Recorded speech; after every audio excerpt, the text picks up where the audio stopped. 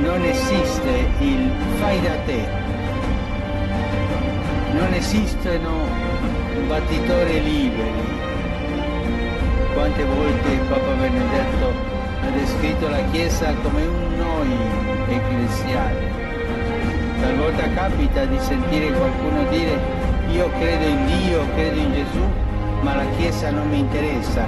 Quante volte abbiamo sentito questo? E questo non va.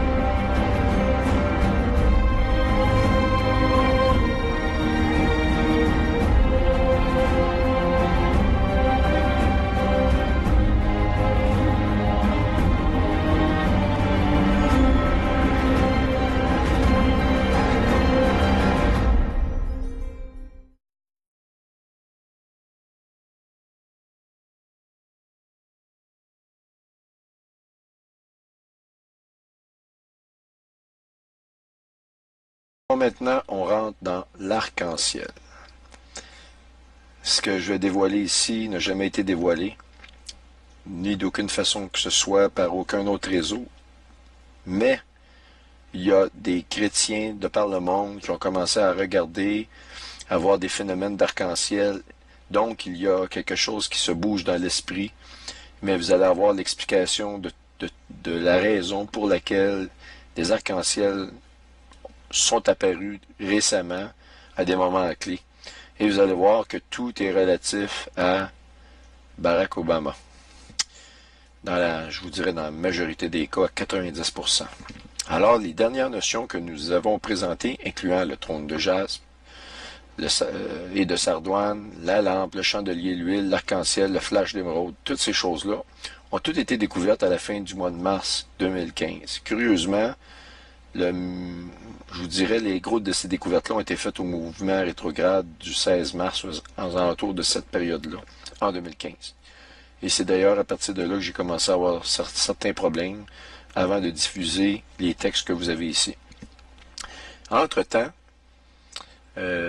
entre le temps qui finissait pour créer les textes et les images, pour vous expliquer ces notions et l'enregistrement des vidéos explicatifs, il se passait un phénomène pour le moins étrange.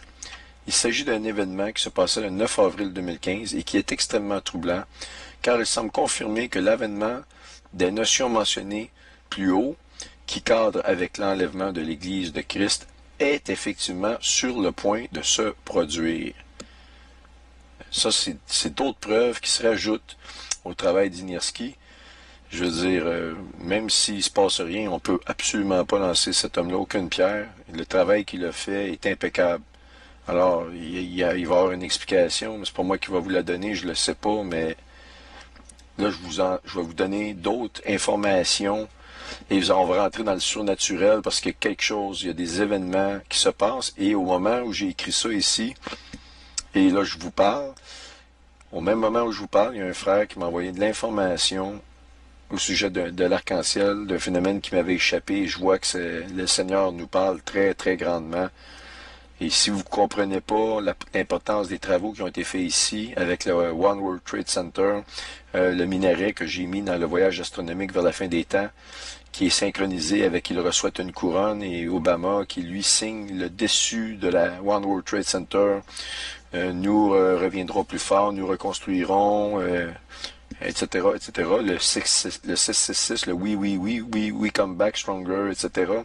Si vous ne comprenez pas l'importance de ça, ben vous allez m'expliquer comment c'est qu'il y a eu le signe que je vais vous montrer très bientôt. Alors, c'est lors de son départ, à la fin d'un séjour en Jamaïque, qu'Obama se fit prendre en photo, embarquant dans le Air Force One en créant l'effet d'optique suivant. Regardez bien ça. Voyez Barack Obama ici qui lance un arc-en-ciel. Je vous rappelle que Enlil est le dieu de l'arc-en-ciel. Vous allez voir dans la mythologie, le dieu qui est dominateur dans toute la mythologie est celui qui lance ou qui produit des arcs-en-ciel. Je vais vous expliquer un peu rapidement ici, puis on va rentrer dans les détails un peu plus tard. De toute façon, j'ai une surprise vraiment renversante pour vous. Quelque chose qui va venir vous chercher. Vous allez en avoir des frissons. Vous n'êtes pas sans savoir qu'évidemment, Barack Obama est l'homme qui a poussé le mariage gay et le symbole de l'Assemblée gay, c'est les 7 couleurs de l'arc-en-ciel. Il s'agit d'un affront aux yeux de Dieu parce que Dieu, il a dit à Moïse, voici c'est un arc-en-ciel, c'est un symbole de l'alliance que j'ai avec les peuples. Jamais plus je ne détruirai la terre avec de l'eau. Il n'a pas dit qu'elle ne détruirait plus, mais il a parlé de l'eau. Et il dit, ce symbole-là, c'est un symbole qui va réutiliser lors de son retour à la fin des temps.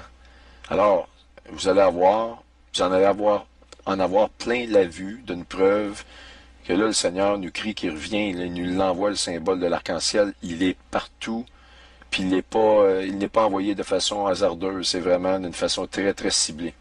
Alors ça, c'est extraordinaire de voir que je vous ai parlé aussi dans le chapitre 4, un arc-en-ciel, les 7 lumières qui représentent les 7 esprits de Dieu. Eh bien, on les voit ici. Alors, questionné par le journaliste au sujet de la raison pour laquelle Obama avait produit une photo le montrant dans cette posture, il déclara « C'est une impulsion dans le but de rendre le monde meilleur. Wow! Pour repousser ceux qui essaient de le rendre pire. » Avez-vous compris? Pour repousser ceux qui essaient de le rendre pire. Il est clair que cet homme-là tue tout ce qui est chrétien actuellement. Il veut donc repousser tous ceux qui essaient de le rendre pire. Ce qui est incroyable, c'est que le symbole de l'arc-en-ciel est le symbole de l'ouverture du portail qui amène à l'enlèvement. Alors, on continue. C'est quelque chose pour laquelle votre génération doit se pencher, a déclaré le président. Et vous devez vous rappeler que ce ne sera jamais facile, qu'il n'y aura pas de jour de congé.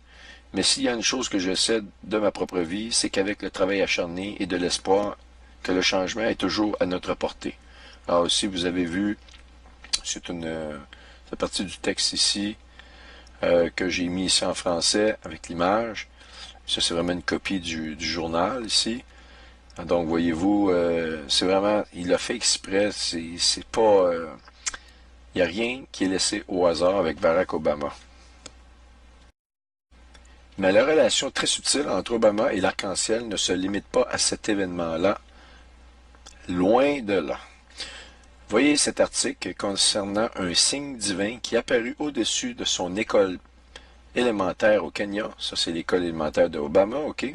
Le jour même des élections américaines de 2012, soit le 6 novembre 2012, qui le mena à la présidence pour un second mandat. Alors, ici, vous pouvez fermer la session. Dieu commande l'élection pour Obama avec l'apparition épique d'un double arc-en-ciel proche de son ancienne école élémentaire.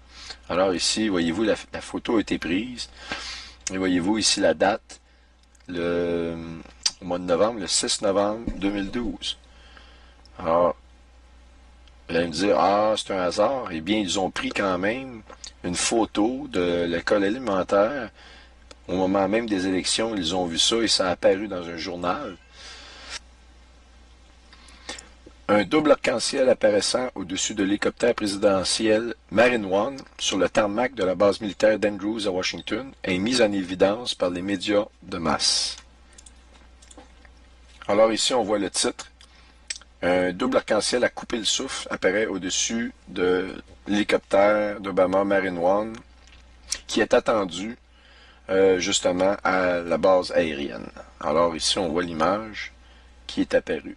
Et ça, c'est Maine Online qui ont parlé de cela, mais il y en a eu plusieurs aussi, plusieurs journaux, donc on se dit, il y a quelque chose vraiment de spécial, qu'on mette l'accent sur des arcs-en-ciel.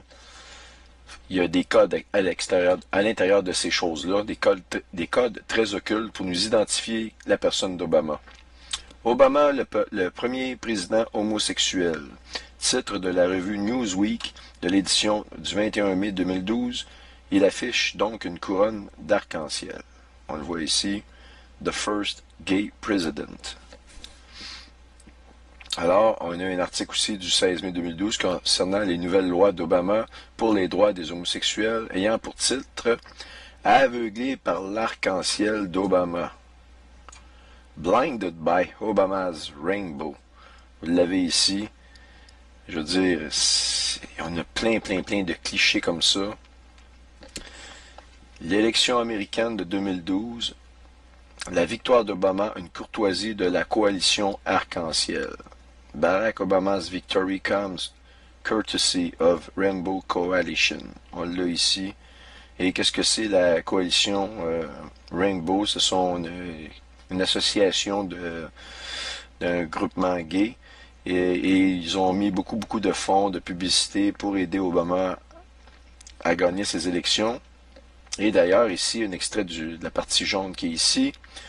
Barack Obama remporte son second mandat à l'élection présidentielle des États-Unis par le rassemblement du parti de la coalition arc-en-ciel, les mêmes qui le fit élire en 2008. Green Rainbow Party. The Green Rainbow Party.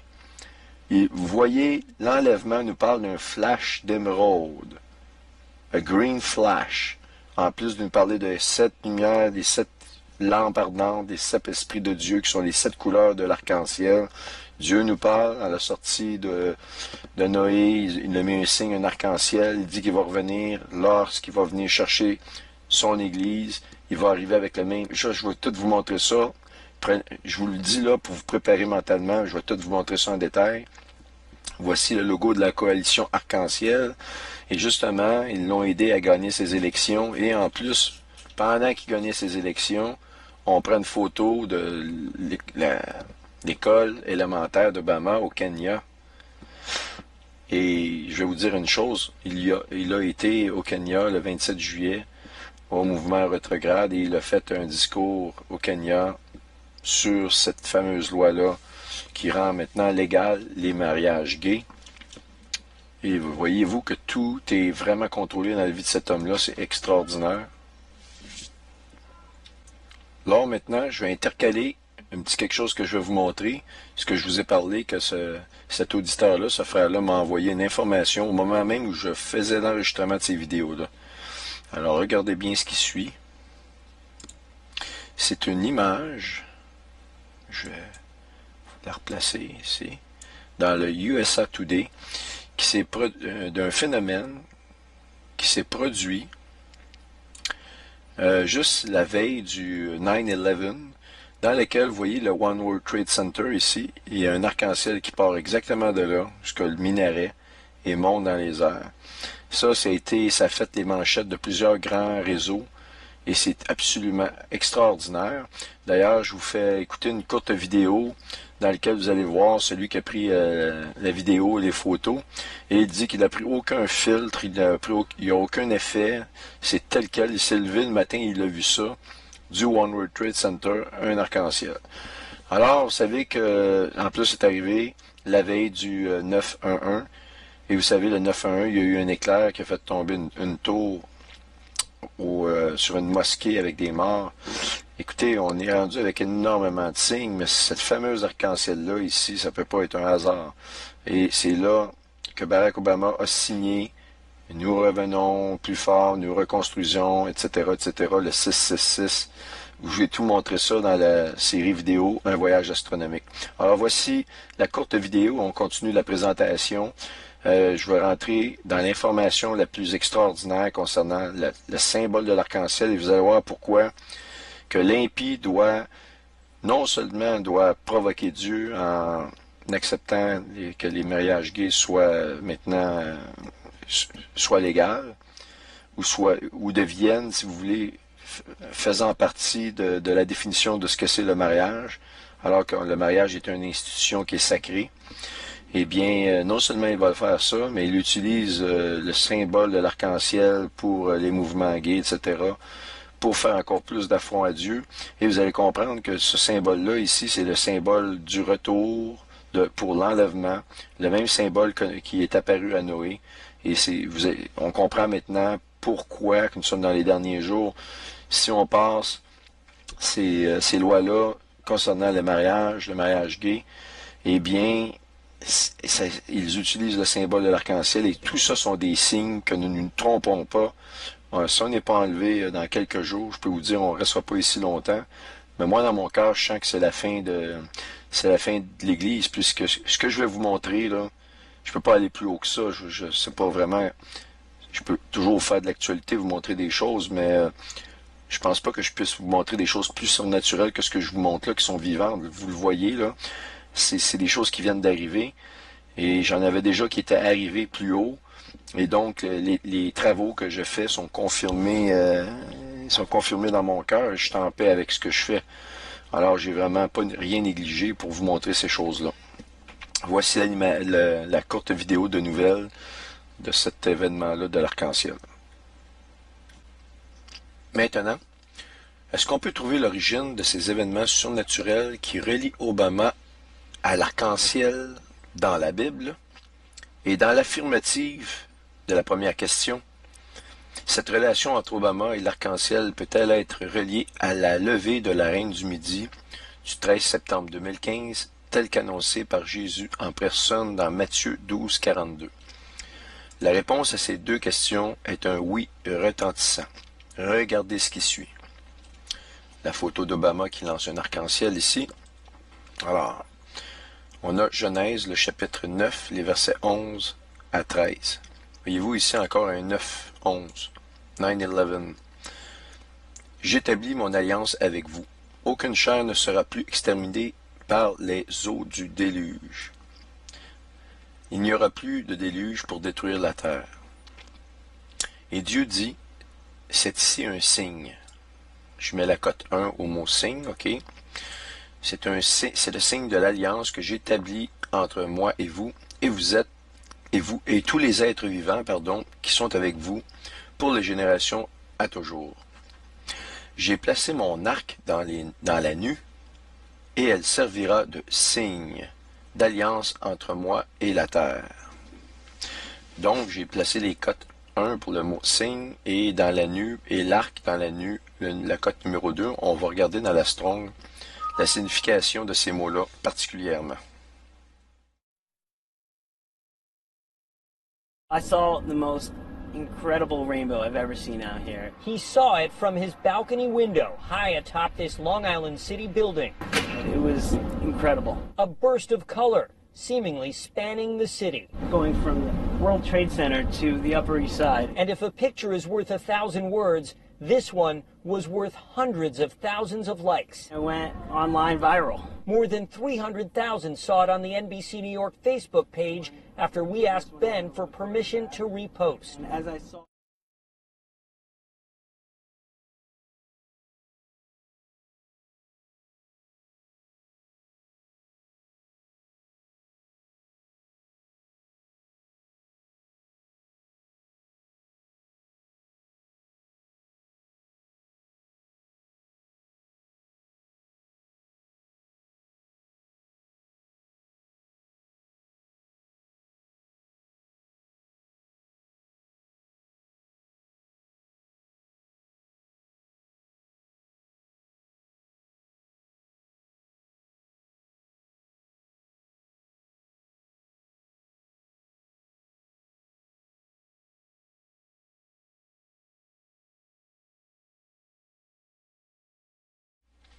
Alors, dans la Strong, on a ici le texte qui vient de la King James, la Bible, la King James, pardon. Donc, le signe, c'est la concordance 226. Alors, on va la comparer à Genèse 9.13 et 9.14 pour le mot signe. Alors, je vais vous le répéter ici. Le Genèse 1.14, c'est Dieu dit qu'il y a des luminaires dans l'étendue du ciel pour séparer le jour de la nuit. Première note ici, je vous l'ai déjà dit, je vous le répète, on ne peut pas avoir de lune de sang sans l'interaction du soleil, de la terre et de la lune. Parce que pour séparer le jour de la nuit, ça prend un témoin, donc le témoin est la terre, le soleil éclaire en plein jour, éclaire la surface de la terre, donc c'est le jour sur la terre, de la partie éclairée par le soleil. S'il n'y avait pas de terre, nous ne serions pas témoins, nous ne serions pas là. Il n'y aurait ni jour ni nuit. Il n'y aurait que deux astres qui sont un en face de l'autre. Donc, il y a des jours et des nuits, ça fait référence à la terre. Et l'étendue du ciel, qu'il y a des luminaires pour séparer le jour, les années, eh bien, c'est la lune et le soleil. Ce sont les cycles lunaires. Et il n'y a pas de cycle lunaire s'il n'y a pas un grand spotlight, si vous voulez, une lumière qui éclaire vers la Lune. Et les cycles lunaires, bien, se font à cause de l'ombre projetée de la Terre. Donc, ce sont 3 éléments que ça prend ici. Et donc, le mot signe, voyez-vous, c'est la même concordance que dans le mot signe qu'on voit dans Genèse 9:1, 9:11 à 13. Ici, que vous voyez apparaître à deux endroits, c'est ici le signe de l'alliance et il servira de signe d'alliance. Donc, on voit que c'est la même concordance et je vous répète que ce que ça veut dire, c'est un signal, une marque distinctive, une bannière. Et aussi, ce qui est intéressant, c'est de rentrer en mémoire, de se remettre en mémoire, de se mémoriser quelque chose, un événement parlant, un événement particulier. Et justement, il dit ici que c'est un signe pour se rappeler. J'ai placé mon arc dans la nuit, il servira de signe d'alliance entre moi et la terre. On nous parle ici de nous rappeler. Le Seigneur nous parle qu'il a placé ce signe-là pour qu'on se rappelle de sa promesse et de sa parole. Donc, c'est très intéressant de voir ça. Donc, le mot signe de l'arc-en-ciel de Noé, de Genèse 9:13, et celui de Genèse 1:14, à propos de la création de la lune et du soleil pour donner des signes, c'est exactement le même mot avec la même signification. Donc, c'est la première chose que je voulais vous dire. Maintenant, nous allons aller dans la définition, voir dans la Strong pour la définition de l'arc dans la nuit, ici en haut de Genèse 9:11, de verset 11 à verset 13. Ici, vous allez être vraiment étonné de ce que je vais vous montrer. C'est là que encore une fois, toutes les pièces du puzzle se regroupent les uns vers les autres. Ici, c'est le texte de la King James. I do set my bow. OK, la concordance, c'est la 71-98, OK, l'arc dans la nuit, si vous voulez. Alors ici, on a comme explication un arc, comme un arc pour tirer des flèches. Un arc pour aller à la bataille. Un archer, si vous voulez.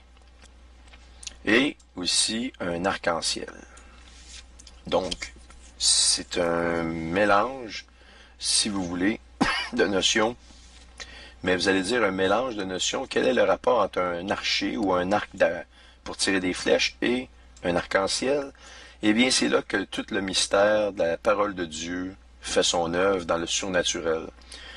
Alors, ces parties-là ont été écrites en hébreu, OK? Et donc, ce langage-là est très particulier. C'est Dieu qui l'a donné à son peuple.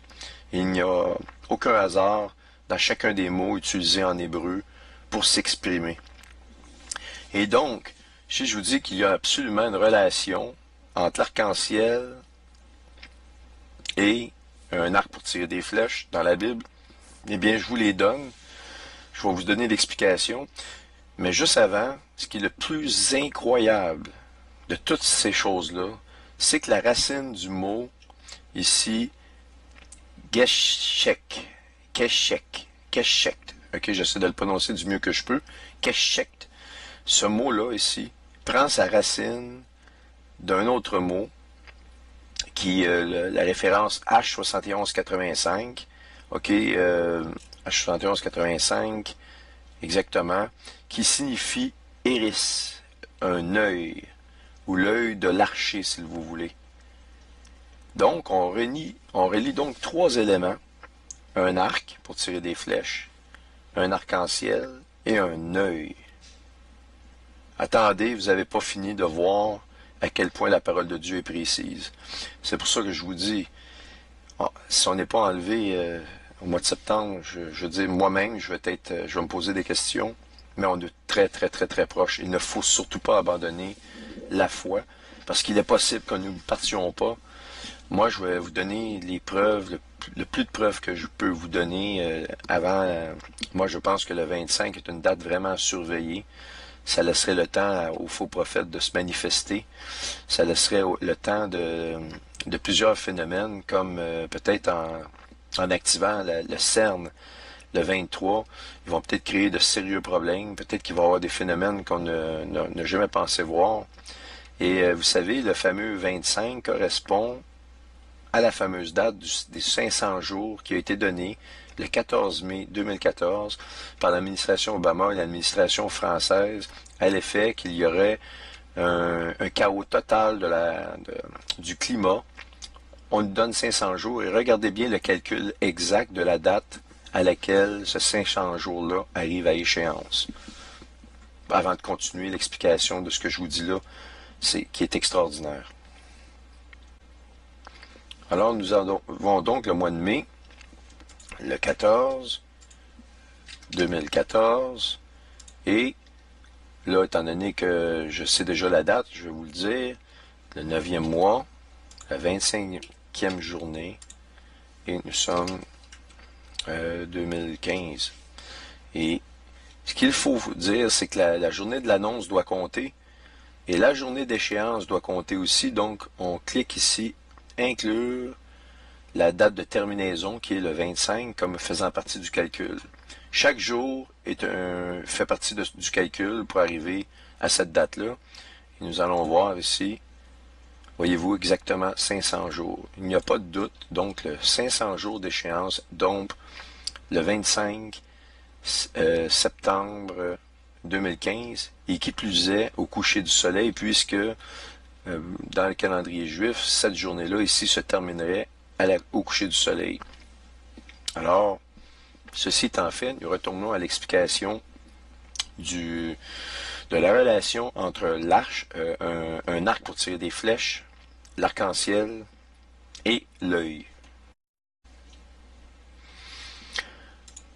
Alors ici, voyez-vous, Iris n'est pas sans nous faire parler ici, nous faire penser ici de Osiris, dans lequel le nom Osiris c'est Os-Iris, il y a le mot Iris, et justement ici, nous voyons l'œil de Ra, c'est l'œil droite, c'est l'œil de Ra, et donc le dieu Ra, c'est l'œil de Toutankhamon, si vous voulez, ou l'œil d'Osiris. Et nous allons voir que l'œil d'Isis, c'est un autre œil, c'est l'œil gauche. Et ça, c'est des détails que je vais vous montrer. Vous allez voir que c'est absolument extraordinaire. Et donc, ici, lorsqu'on regarde Obama faire l'envoi de l'arc-en-ciel, je vais vous répéter Apocalypse, le chapitre 6, versets 1 à 2, qui consiste au cheval blanc, la venue du cheval blanc. Je regardai, quand l'agneau ouvrit un des 7 sceaux, j'entendis l'un des 4 êtres vivants qui disait, comme d'une voix de tonnerre, « Viens ». Je regardai, et voici parut un cheval blanc. Ce qui est extraordinaire, c'est que le premier être vivant, c'est l'étoile Régulus, et qui ouvre les sceaux dans la Bible, c'est Christ, et donc c'est le Shiloh qui ouvre les sceaux, et c'est justement lui qui fait l'ouverture, si vous voulez, qui relâche le premier cheval de l'Apocalypse, c'est vraiment Jésus, donc le Shiloh ou Régulus, qui est le premier être vivant. Et donc il apparut donc le cheval, et il parut donc ce cheval blanc-là, ok? Et celui qui le montait avait un arc. Est-ce que c'est pas assez représentatif? Un arc.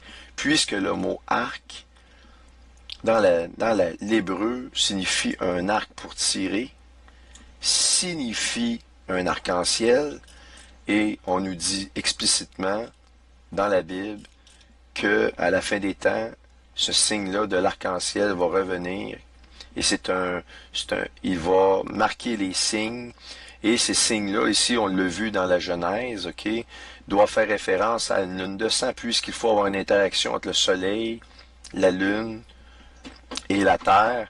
Et vous allez me dire, oui, mais il y a toujours une interaction de ces trois astres-là, sauf que dans le cas particulier d'une lune de sang, il faut que les 3 astres soient exactement alignés dans l'écliptique. Il faut qu'il y ait un alignement parfait des 3. Donc, c'est vraiment, vraiment, vraiment particulier à ce niveau-là. Donc, voyez-vous, tous ces mots-là, ici en hébreu, cette signification-là qui semblent ne pas avoir de sens, vous allez me dire, oui, mais comment ils font pour reconnaître, tu parles-tu d'un arc pour tirer ou un arc-en-ciel? Évidemment, ça dépend du contexte, mais tout est interrelié. Il y a une relation entre Genèse 1.14 qui nous parle de la venue de signes qui marquent les fêtes, et c'est exactement ce qu'on a dans la tétrade de lune de sang.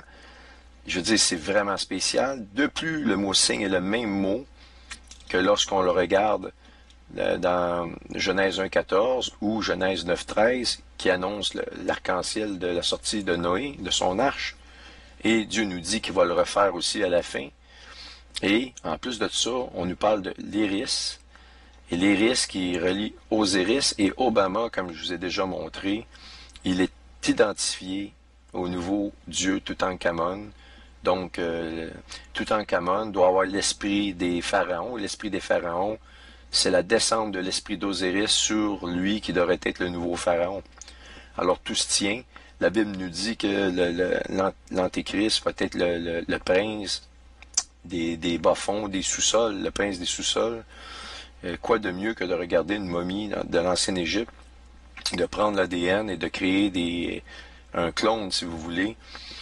Écoutez, tout est conforme, et ceux d'entre vous qui avez eu la chance de regarder le ministère de Jonathan Kleck, il démontre par les hiéroglyphes l'extraordinaire relation entre, justement, la venue de l'Antéchrist et l'ancienne Égypte. Et il relie ça aussi à Obama, mais d'une façon complètement différente de la mienne. Et maintenant, soyez bien attentifs, c'est vraiment important ce que je vais vous dire là. Comment l'alliance par l'Éternel qui fut établie à la sortie de l'arche de Noé doit-elle se conclure? Par quel signe doit-elle se manifester pour annoncer que les temps de la grâce sont révolus? Alors, on va aller voir ce que Jésus nous déclare à ce sujet-là. Pour ce qui est du jour et de l'heure, personne ne le sait, ni les anges des cieux, ni le Fils, mais le Père seul. Un synonyme ici pour désigner la fête des chauffards. Ce qui arriva au temps de Noé arrivera de même à l'avènement du Fils de l'homme, au temps de la fin, ça, ici. Donc, le même signe ou le même événement qui s'est produit au temps de Noé va arriver au temps du Fils de l'homme ou de la revenue ou du deuxième retour de Jésus. On le voit dans Matthieu 24, les versets 36 et 37. Donc, ce qui se produisit dans le temps de Noé va se reproduire dans les temps de la fin, et il semble que ce soit l'ouverture du portal de l'enlèvement d'Église du chapitre 4 de l'Apocalypse. On le voit ici, le chapitre 4, les 3 premiers versets. Là. Après cela, j'ai regardé, et voici, une porte était ouverte dans le ciel. La première voix que j'avais entendue, comme le son d'une trompette, ça confirme Thessaloniciens, la dernière trompette, la trompette de Dieu, et qui me parla, dit, monte ici. On nous dit encore de monter, et je te ferai voir ce qui doit arriver dans la suite. Aussitôt je fus réveillé en esprit, et voici, il y avait un trône dans le ciel, et sur ce trône était assis, et quelqu'un était assis. Celui qui était assis avait l'aspect d'une pierre de jaspe et de sardoine, et le trône est environné d'un arc-en-ciel semblable à de l'émeraude. Et ça, je vous ai parlé, c'est exactement la description, même si j'avais les versets supplémentaires, c'est la description physique du coucher de soleil. Bon, maintenant, êtes-vous bien assis sur votre chaise? Est-ce que toute votre attention est sur ce que je vais vous dévoiler dans la prochaine page? Vous allez voir, vous allez être sans explication, mais c'est pourtant ça. Si vous croyez qu'en haut, en vous reliant l'arc qui tire la flèche, l'arc-en-ciel et l'œil, en vous reliant tout le but de mes recherches qui sont prouvées dans l'essence même du langage hébreu, dans la concordance, si vous pensez que vous avez encore tout vu, eh bien, regardez ce qui suit, parce que ouvrez votre esprit, vous ne devez pas manquer l'explication, ça va venir chercher votre esprit, de telle sorte que si nous ne sommes pas enlevés dans les prochains jours, que cela vous renforce, que vous puissiez écouter cette vidéo-là pour voir que vous ne rêvez pas, qu'on ne rêve pas, parce que ce que je vais vous montrer là, c'est de l'information que vous pouvez vous-même vérifier à la maison à partir de la concordance. Vous pouvez vous-même vous contre-vérifier l'information que je vous donne, mais elle est réelle. Alors voici, on va maintenant, j'ai mis la cote 1 à arc-en-ciel dans l'Apocalypse 4, 1, 3. Tout à l'heure, on a regardé le mot arc-en-ciel à partir de Genèse 9, le verset 13, ok, qui était le signe que Noé a vu, l'arc-en-ciel, lorsqu'il est sorti de l'arc. Maintenant, on est ici dans le portal qui s'ouvre pour l'enlèvement, et celui qui était assis avait l'aspect d'une pierre de jaspe et de sardoine, et le trône est environné d'un arc-en-ciel. Est-ce que c'est le même mot? Eh bien non. la concordance pour le mot arc-en-ciel dans Apocalypse 4.3 et le mot 24.63. Et regardez la signification. Iris. La Bible ne nous dit-elle pas que nous serons enlevés en un clin d'œil? Et ça, on le voit dans 1 Corinthiens 15, les versets 51 et 52b. Voici, je vous dis un mystère. Nous ne mourrons pas tous, mais tous nous serons changés en un instant, en un clin d'œil. Vous l'avez ici. Alors, notre corps va être changé en un clin d'œil à l'enlèvement. Nous allons laisser tomber notre corps corrompu pour un corps incorruptible, le même corps que Jésus avait lorsqu'il est ressuscité, un corps glorifié qui permet de voyager à la vitesse de la pensée, d'avoir accès à toutes les parties que le Seigneur peut nous donner, ainsi que on peut manger, on peut boire, et on peut passer à travers les murs. Finalement, c'est un corps que vous ne pouvez pas rendre corruptible, et c'est un corps absolument glorifié. Alors, fini les crèmes anti-vieillissement, fini toutes ces stupidités-là. Vous avez l'immortalité, et il faut que le Seigneur nous aime pour nous donner un corps exactement comme le sien. C'est d'un amour extraordinaire qu'il fait preuve ici. Donc, comme si c'était pas assez, en plus, voyez-vous, en plus du mot « Iris », ok, comme signification du mot arc-en-ciel d'Apocalypse 4.3, on nous dit qu'il proviendrait du mot de la concordance G 2446 comme le symbole d'une femme messager provenant de dieux païens ou de dieux païens. Un arc-en-ciel, un rainbow ou l'iris, l'œil, un œil. Alors, encore une fois, vous avez ici l'œil de rat, un message femme ou un messager femme, Déméter, Astrée, Cérès, Isis, la reine du Midi. Ok, le Seigneur nous parle d'un signe qui est un signe astronomique qui s'est produit vraiment, véritablement, le 13 septembre cette année. La reine du Midi qui se lève au jour du jugement pour juger cette génération, pour la condamner, parce qu'elle vient des extrémités de la terre pour entendre la sagesse de Salomon. Alors, voyez-vous ici, la femme messager semble être ce signe-là ici. Et là, pour ceux qui proclament qu'il n'y a pas eu d'enlèvement, eh bien, vous semblez vouloir refuser la venue de Jésus ou ne pas l'espérer. Finalement, ne criez pas victoire immédiatement parce que les 10 jours dont j'ai parlé d'épreuve, c'est une très, très grande probabilité. Et non seulement c'en est une, mais il se peut, étant donné l'agenda qui semble être changé de la date de la fête des trompettes par des événements vraiment particuliers en Israël, qui ont repoussé la fête des trompettes dans la tradition au 15 septembre, eh bien, il faudrait compter 10 jours et donc arriver exactement à la terminaison des fameux 500 jours pour le climat, le changement climatique global, le fameux 500 jours qui tombe le 25 septembre. Et donc, si on n'est pas enlevé à l'aube du 23, ne paniquez pas, parce qu'il se peut qu'il y ait un délai supplémentaire de 2 jours à cause de cela, ou, si vous préférez, que le délai de 10 jours d'épreuve ait commencé pour Dieu le 15 septembre, donc il nous amène au 25. Je sais que beaucoup ont projeté la date du 23. La date du 23, c'est une date très, très, très importante aussi. C'est la date à laquelle le jubilé devrait commencer. Bref, anyway, je ne peux pas vous assurer quoi que ce soit, mais de dire de vraiment vous préparer très fortement. Alors ici, tous les éléments, voyez-vous, voyez même le tablier de la grande franc-maçonnerie nous montre l'œil qui voit tout englobé d'un arc-en-ciel. Je n'invente pas, vous la voyez ici, l'arc-en-ciel. Eh bien, avec le trône de Japs, etc., etc., etc., eh bien, on voit vraiment qu'il de plus en plus, tout se regroupe. Et eux, ils savent très bien qu'il va y avoir un moment où ça va être la descente spirituelle d'Osiris dans le corps de leur choisi, de l'élu, qui va devenir, si vous voulez, l'Antéchrist ou le grand architecte de l'univers. Et donc ici, on voit Chronos toujours ici, qui est dans une des palettes,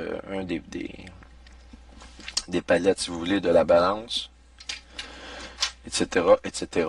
Donc, on continue et je vous amène maintenant à une référence à propos du livre des morts. On va revenir de l'ancien empire égyptien et de la chambre d'Amanti et l'étincelle d'émeraude.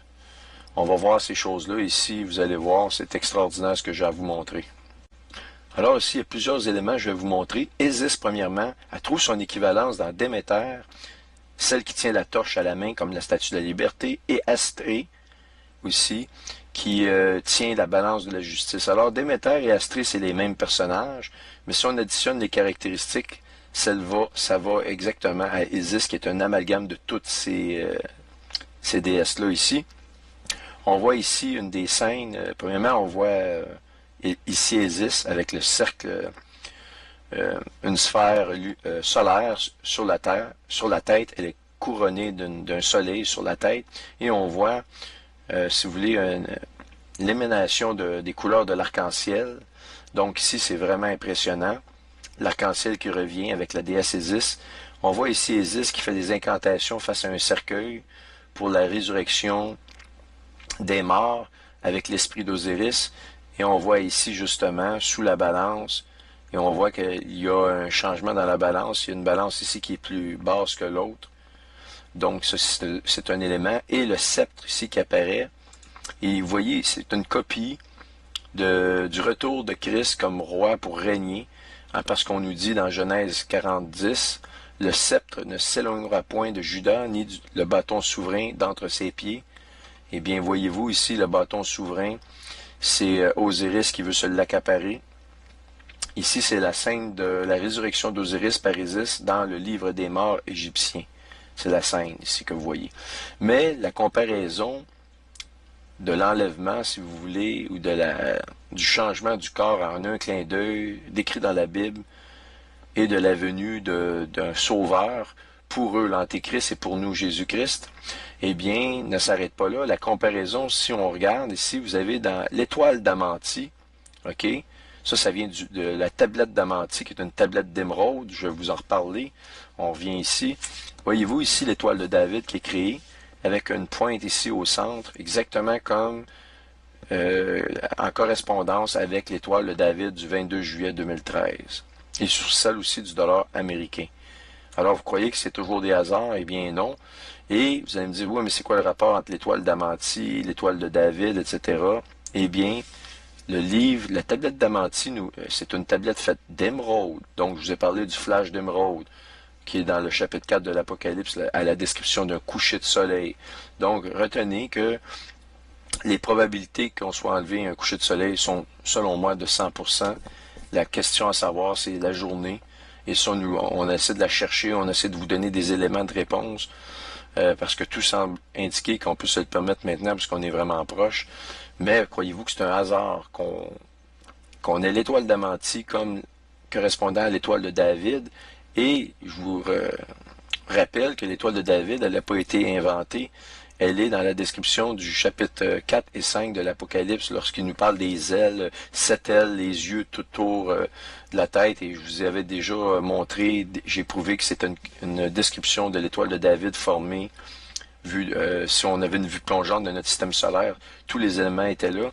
Donc, la tablette d'Amanti est faite d'émeraude et parle de l'ascension par les maîtres ascensionnels vers une dimension spirituelle supérieure. Vous avez...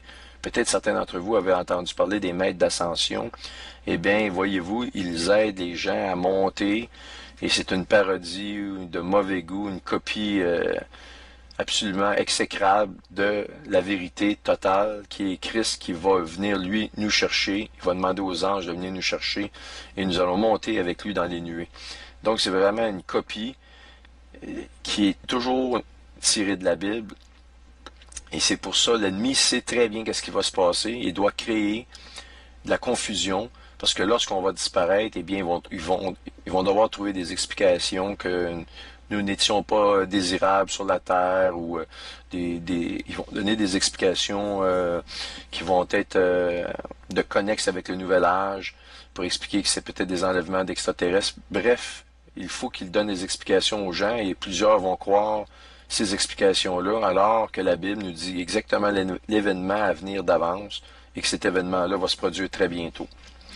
Alors donc, c'est une dimension spirituelle supérieure avec les maîtres d'ascension, constituant une copie, comme je vous ai dit, de l'Église, de l'enlèvement de l'Église, de l'Apocalypse 4 et correspondant aussi avec l'alignement astronomique du 13 septembre 2015.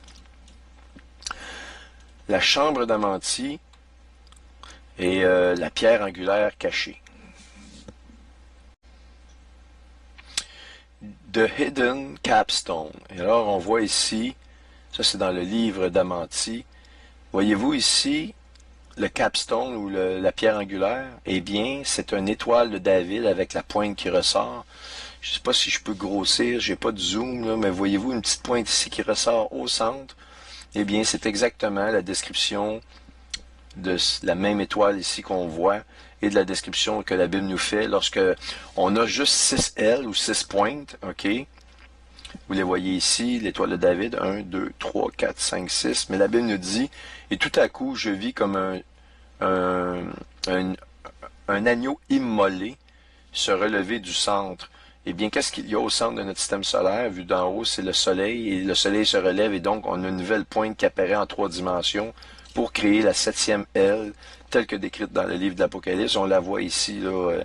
Et en plus de cela, sur cette pyramide-là, qu'ils appellent la capstone, la pierre angulaire cachée, eh bien, elle est au centre, la voyez-vous? Eh bien, c'est la même qui est sur le dollar américain. Eh bien, ils écrivent air, le pouvoir de l'air. Et vous avez l'eau ici sur le côté. Et ce qui est intéressant, c'est de voir que l'air ici, c'est les 4 éléments. Mais l'air, on nous parle du prince des puissances de l'air dans Éphésiens comme étant Satan, celui dont l'esprit agit sur les fils de la rébellion. Et vous voyez actuellement l'effritement dans les sociétés, ceux qui travaillent dans des milieux sous-traités pour des gouvernements. Vous voyez l'effritement des mœurs, c'est n'importe quoi. Le sexe on amoindrit l'effet moral de tout ce qui peut se faire. Maintenant, même si vous entendez parler d'un enfant qui est violé, c'est quasiment la normalité. C'est pas grave. Même le pape a dit que les hommes ont des besoins. On est rendu vraiment, vraiment, vraiment à un niveau très, très bon. On peut pas aller plus bas que ça. C'est-à-dire que dans la tribulation, ça va descendre, mais aller plus bas que ça, c'est la destruction. Les hommes vont s'entretuer. On est vraiment rendu à ce niveau-là. Donc ici, on nous parle aussi de l'ascension de l'homme à la lumière par la lecture du livre des morts, par le pharaon Akhenaton, Osiris, Toutankhamon, en présence d'Isis, la reine du zénith de l'ancien empire égyptien. Alors ici, nous voyons les éléments. OK, Isis ici, qui est en train de lire une partie du livre des morts pour l'ascension ici d'Osiris.